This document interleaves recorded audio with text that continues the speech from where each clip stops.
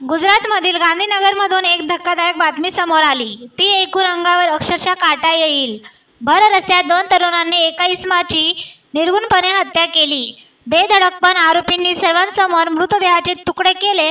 एवढेच नव्हे तर ते तुकडे हवेत फेकून त्या दोघांनी पळ काढला. मिळालेल्या माहितीवरून त्या दोन तरुणांच्या आईचं त्या मृत इसमाशी गेल्या 15 वर्षापासून अफेअर होतं. मात्र त्या दोन्ही मुलांना आईचं हे नातं मान्य नव्हतं. त्यांनी आईला खूप अडवण्याचा प्रयत्न केला, पण तरीही तिने ऐकलं नाही.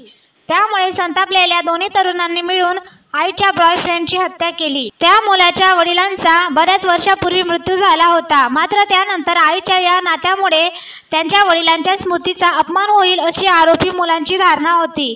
त्यामुळे दोघांनी रणजितला आईपासून दूर राहण्याची धमकी दिली होती.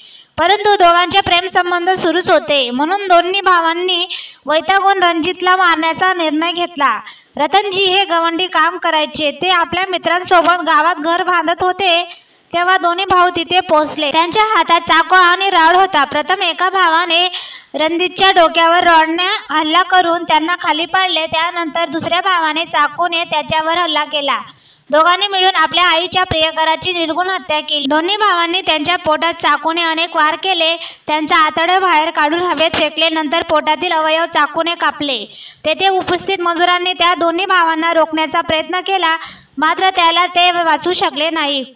गुन्हा केल्यानंतर दोघेही भाऊ हवेत चाकू फेकून तेथून फरार झाले. या घटनेची माहिती मिळाल्यानंतर पोलिसांनी कसून तपास करत त्यांचे मोबाईल लोकेशन ट्रॅक करून दोघांना अटक केली.